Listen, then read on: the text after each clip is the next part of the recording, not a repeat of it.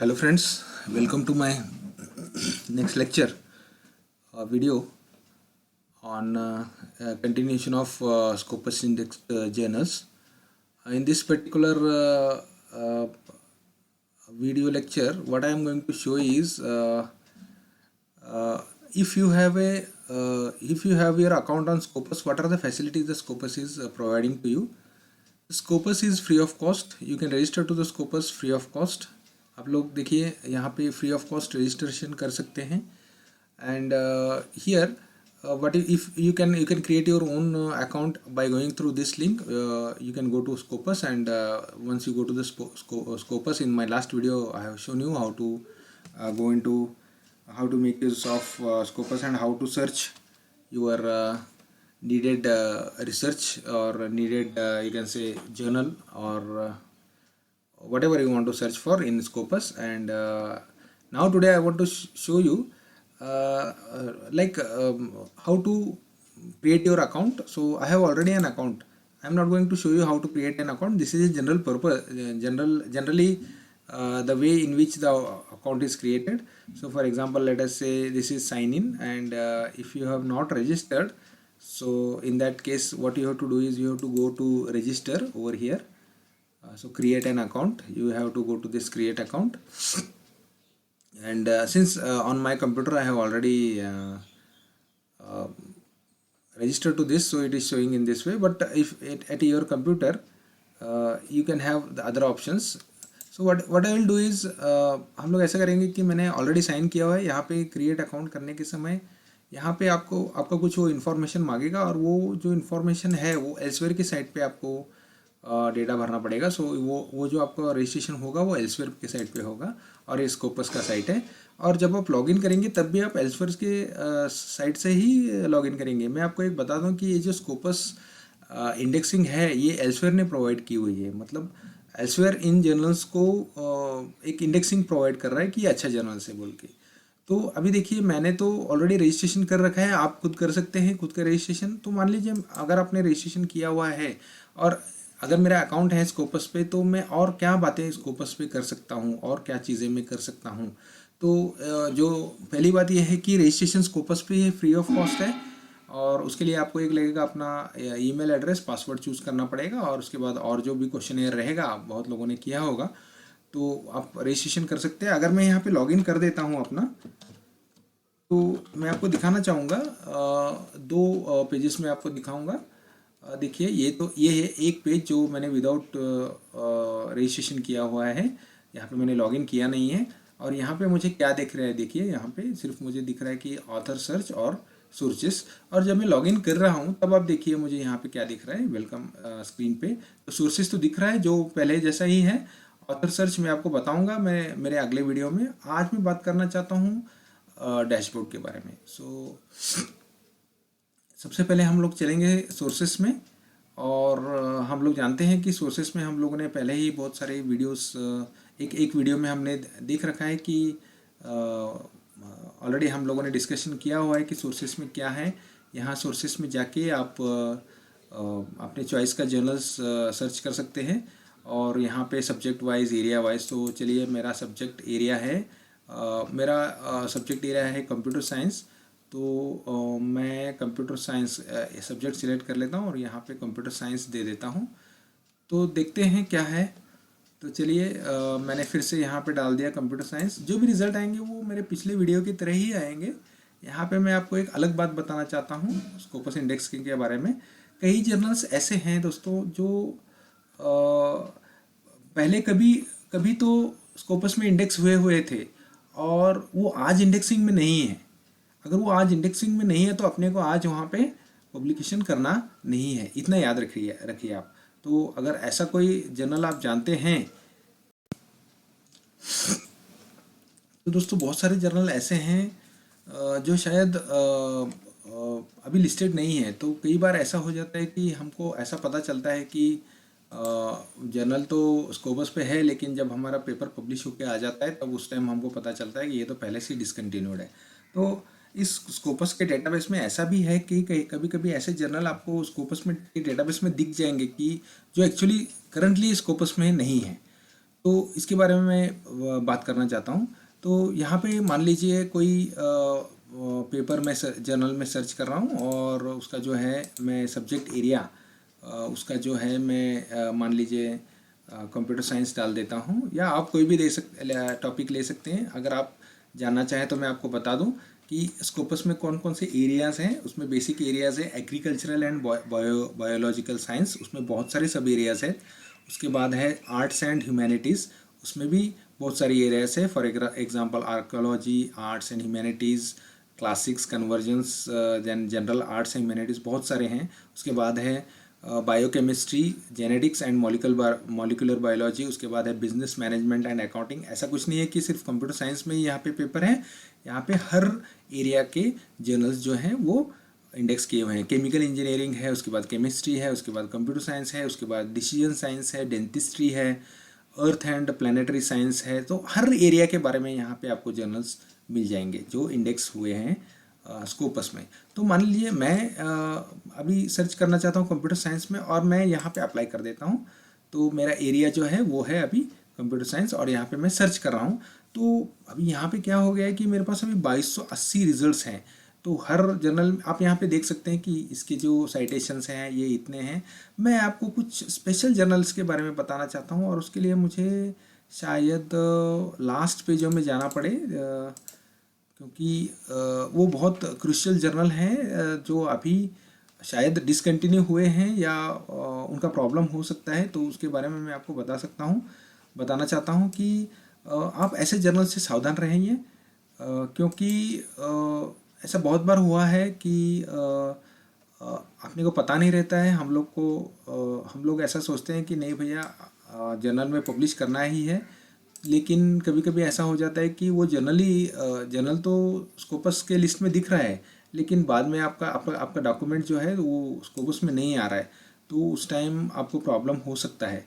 तो अभी इस लिस्ट में तो मुझे कोई ऐसा जर्नल दिख नहीं रहा है।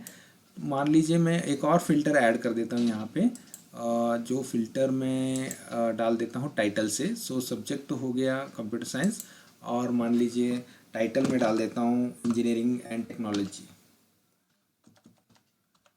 मतलब जिस भी जर्नल में ये टॉपिक होगा इंडियन इंजीनियरिंग एंड टेक्नोलॉजी बोल के, तो वो सब जर्नल यहाँ पे कंप्यूटर साइंस के सब जर्नल जिनका टाइटल में इंजीनियरिंग एंड टेक्नोलॉजी है, तो वो सब जर्नल यहाँ पे आ जाएंगे। तो आपको ध्यान से डालना है।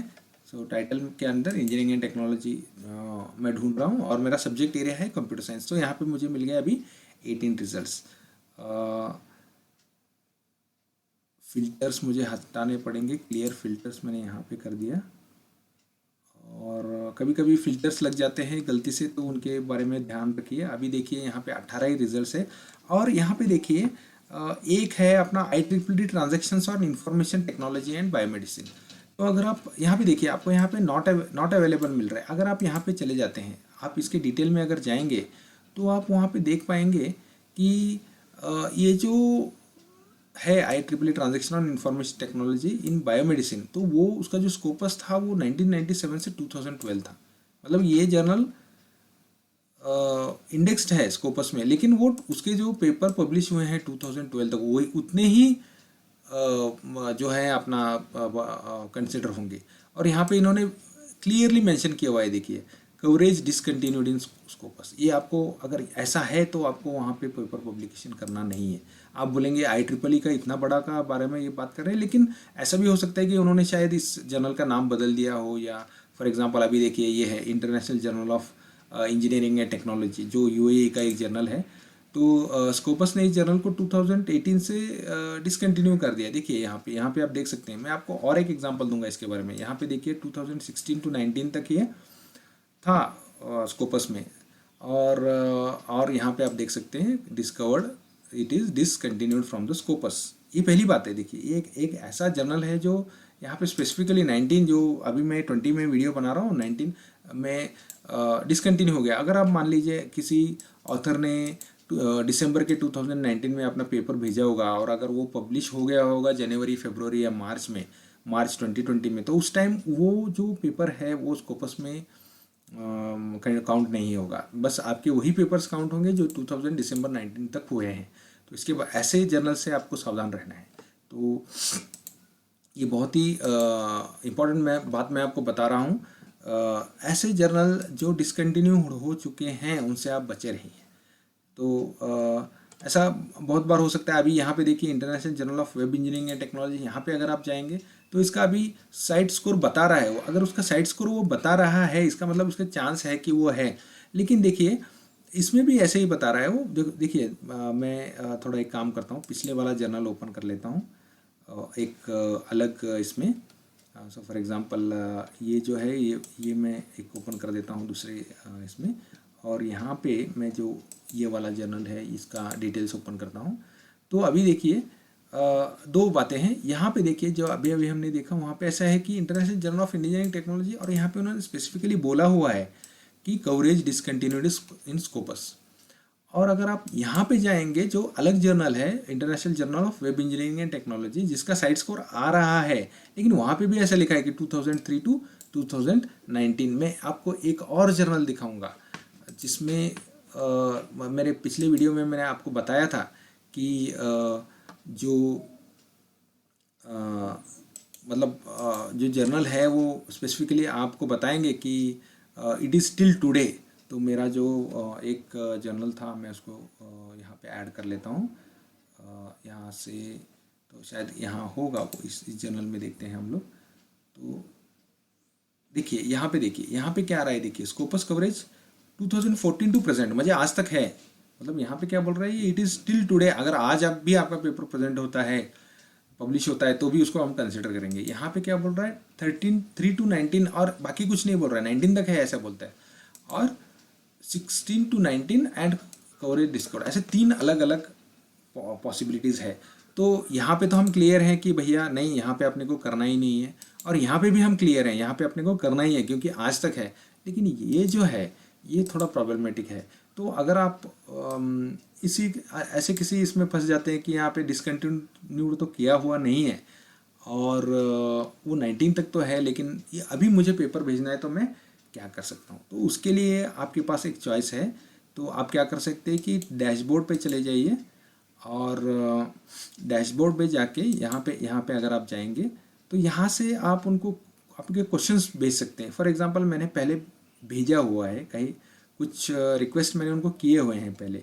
फॉर एग्जांपल कहीं कुछ तो मैंने उनको मैसेजेस भेजे हुए हैं कहीं कहीं। तो अभी देखिए ये स्कोपस सपोर्ट रिक्वेस्ट, सो मैंने उनको 2019 में एक मेल भेजा था जो ये कहता था कि, अभी मैं आपको दिखाता हूँ इसको ओपन करके। तो मैंने क्या उनको भेजा था, उनसे मुझे रिपोर्ट क्या आया था। तो यहाँ पे मतलब मुझे क्या बोलना है कि यहाँ पे जाके आप वो कंफर्मेशन कर सकते हैं कि क्या चल रहा है। सो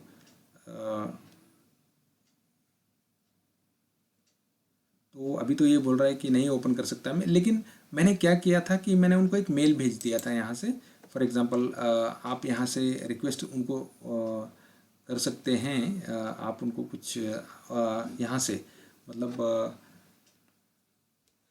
कॉन्टैक्ट अस, तो आप यहाँ पे कॉन्टैक्ट अस में चले जाइए, और कॉन्टैक्ट अस में जाके आप अपना एक मेल ड्राफ्ट कीजिए। For example contact us through email. तो यहाँ पे आप देखेंगे कि सिलेक्ट एन ऑप्शन, तो ऐड मिसिंग डॉक्यूमेंट। आपका अगर कोई मिसिंग डॉक्यूमेंट है तो वो भी आप ऐड कर सकते हैं आपकी प्रोफाइल में। वो मैं थोड़ी देर के बाद बात करूँगा प्रोफाइल के बारे में। प्रोफाइल का ये कैसे बनाना है वो सब मैं आपको बाद में बताऊँगा। तो मेरा जो है वो है कि मतलब प्लीज सिलेक्ट एन ऑप्शन, तो साइट करेक्शन। तो सिलेक्ट एन ऑप्शन में आप कोई भी ऑप्शन ले सकते हैं वैसे, affiliate profile correction, author profile correction, document correction, citation correction and size score correction.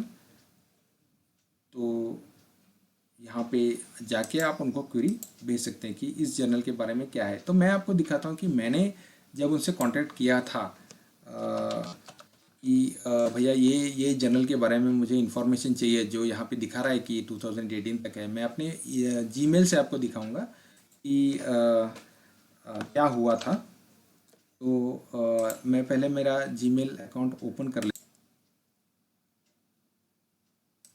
देखिए दोस्तों, ये मैंने टिकट खोला था recent patents on computer science 19 फरवरी को। तो अभी तो यहाँ पे अगर मैं जाता हूँ, ये मैं आज 2020 में वीडियो बना रहा हूँ, तो अभी उनका टिकट वो एंड हो चुका है। लेकिन अगर मैं मेरे मेल में जाके चेक करता हूँ तो यहाँ पे आप देख पाएंगे कि ये 19 का मेल है। यहाँ पे आप देख सकते हैं कि 19 को जो मैंने मेल भेजा था उनको, तो ये था मेरा क्वेरी उनको, जो मैंने उनको भेजा था कि it is currently indexed in Scopus, the image shows that it is till 2017। तो 17 तक है, ऐसे मैंने उनको ये किया था।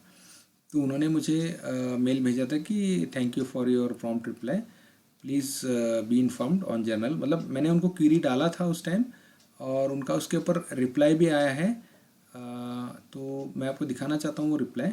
देखिए, thank you for contacting Scopus journal on research recent patents on computer science, I have forwarded your query. मतलब उन्होंने वो भेज दिया उनके टेक्निकल टीम को। उसके बाद फिर उनका स्कोपस से मुझे ये रिप्लाई आया हुआ है कि thank you for contacting, please be inform that Scopus database will cover the year 2019। मतलब मैंने 2018-19 में उनको ये मेल भेजा हुआ था और उन्होंने बताया है, मुझे रिप्लाई किया है कि ये 2019 तक पूरा ईयर्स, ये पूरा साल अपने को कवर करने वाला है। तो ध्यान रखिए दोस्तों कि जब मुझे ये क्वेश्चन आया कि बाबा इसमें ऐसे क्यों किया होगा इन्होंने, तो मैंने उनको मेल कर दिया, मैंने उनको लिख दिया यहाँ पे। आप वहाँ से कॉन्टैक्ट अस में जाके उसको लिख सकते हैं और उसके बाद वो आपको आपके टच में रहते हैं और उसका वो लोग आपका पूरा, मतलब जो भी आपका क्वेरीज है वो लोग आपको क्लियर कर देते हैं उसके बारे में। इवन आप लोग, अगर आपका अकाउंट है तो आप खुद का अकाउंट बना सकते हैं। मैं अपना खुद का अकाउंट आपको दिखाऊंगा और तो इसके बारे में आप जान लीजिए दोस्तों। हम लोग यहाँ पे थे, तो ऐसे जर्नल से आपको सावधान रहना है। कौन सा? तो अभी देखिए, ये जो है IJET, international journal of engineering and technology, और इन लोगों ने अगर आप देखेंगे तो बहुत सारे पेपर पब्लिश कर दिए। अगर आप लास्ट 2 ईयर या लास्ट 3 ईयर्स में देखेंगे तो स्कोपस कंटेंट कवरेज अगर आप देखेंगे तो देखिए 2018 में इन लोगों ने 5546 पेपर पब्लिश कर दिए। तो इसकी वजह से शायद इन्होंने, मुझे कुछ बोलना नहीं है इनके बारे में, लेकिन मैं सिर्फ स्कोपस के बारे में बोलना चाहता हूँ। इन लोगों ने इसको डिसकंटिन्यू कर दिया है। और उसके बाद दूसरा जो हमने देखा था वो ये है, जिसमें ये बोल रहा है कि 2003 to 19 है। इस केस में अगर आप इस जर्नल में पब्लिश करना चाहते हैं जहाँ पे ये बोल रहा है कि not continued, it is not discontinued, ऐसे कुछ भी नहीं बोल रहा है, तो आप क्या कीजिए, डायरेक्ट स्कोपस को एक मेल डाल दीजिए या इस डैशबोर्ड में जाके आप उनको क्वेरी डाल दीजिए, तो आपको उसको रिप्लाई करेंगे। और तीसरा जो टाइप ऑफ जर्नल है वो ये है, जो बोल रहा है कि मैं आज तक हूँ, तो जो आज तक है वो बहुत इम्पोर्टेंट है। तो ये हुई बात अपनी कि बाबा अपना डैशबोर्ड हम कैसे यूज़ कर सकते हैं। तो डैशबोर्ड में आप अपना, आप जब आप लॉगिन कर रहे हैं तो आप अपना प्रोफाइल भी बनवा सकते हैं। और आप जो भी पेपर पब्लिश कर रहे हैं, अभी मेरा एक पेपर था जो मैंने उनको 2019 में भेजा था कि मेरा एक पेपर मिसिंग है, तो आप ऐड कर दीजिए। तो उस टाइम उन्होंने वो ऐड कर दिया था। तो ये है उसका टिकट नंबर, अगर आप देखेंगे इट इज़ 13 फरवरी 2019। और अगर मैं मेरे मेल में जाके 13 फरवरी 2019 का अगर मेल में चेक करूँगा, अभी वो टिकट एक्सपायर हो चुका होगा, तो 13 फरवरी 2019 में अगर मैं देखूँगा तो यहाँ पे देखिए स्कोपस का मुझे ऐड मिसिंग डॉक्यूमेंट का जो है वो मुझे रिप्लाई उनका आ चुका है। तो उन्होंने बोला है मुझे कि ticket has been opened and, मतलब वो उनका प्रोसेस है, वो पूरा प्रोसेस फॉलो करते हैं। और वो प्रोसेस पूरा फॉलो होने के बाद वो बता देते हैं कि भाई उन्होंने मुझे पूछा है कि आपका ईमेल आईडी बताओ और कौन सा आईडी है जहाँ पे उसको ऐड करना है।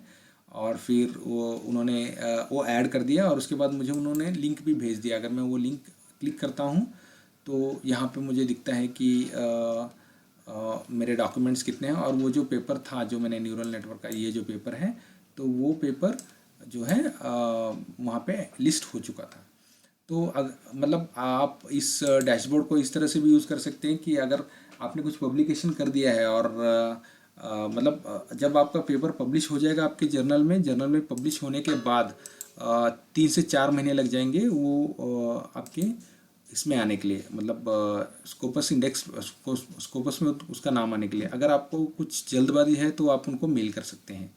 तो इस तरह से आप अपना टाइम बचा सकते हैं और डैशबोर्ड में आप बहुत सारी बातें कर सकते हैं, अपना प्रोफाइल बना सकते हैं। अपना प्रोफाइल के बारे में मैं एक वीडियो बना दूंगा अलग सा, और उसके बाद मतलब अलग अलग जो लिंक्स हैं, अलग अलग जो बातें हैं वो आप ले सकते हैं। अभी डैशबोर्ड के बारे में तो ये बात हो गई। मैं एक और वीडियो बनाऊंगा ऑथर सर्च के लिए, मगर अगर आपको ऑथर सर्च करना है और तो आप वो ऑथर सर्च कर सकते हैं। तो वो तो बहुत छोटा वीडियो होगा जिसमें आप अपना ऑथर सर्च मतलब जो भी ऑथर हैं उनको आप अगर सर्च करना चाहते हैं, बहुत अलग अलग NBA नहीं तो NAC, ये लोग जो हैं वो मतलब TKIT के जो भी ऑथर्स हैं उनके सर्च करके आते हैं। वो लोग देखते हैं कि भाई उनका स्कोपस में है या नहीं है ऐसे। तो मैं आपको उसके बारे में भी बताऊंगा अपनी अगली वीडियो में। और अगर कुछ बात रह गई होगी तो आप मुझे अगर स्कोपस के बारे में कुछ और जानना चाहते हैं तो आप मुझे कमेंट बॉक्स में अपना क्वेश्चन पूछ सकते हैं। और अगर आपको ये वीडियो अच्छा लगा है तो आप इस वीडियो को लाइक कर सकते हैं और मेरा चैनल सब्सक्राइब कर सकते हैं। मैं अलग अलग टॉपिक्स पे वीडियो बना रहा हूँ। मैं कंप्यूटर एल्गोरिदम इस विषय सब्जेक्ट पे भी वीडियो बनाऊँगा। और मैंने ये वीडियो हिंदी में बनाया है क्योंकि मैं सोचता हूँ कि बहुत सारे लोग ऐसे हैं जो नेशनल लैंग्वेज होने के कारण उनको सबको इसकी सहूलियत होनी चाहिए। अगर आप चाहते हैं कि मैं इंग्लिश में वीडियोस बनाऊं तो आप वो भी लिख सकते हैं। इसी वीडियो को मैं फिर से बनाऊंगा इंग्लिश में, या इसके जो ये हैं जो इसी को कन्वर्ट कर दूंगा इंग्लिश लैंग्वेज में।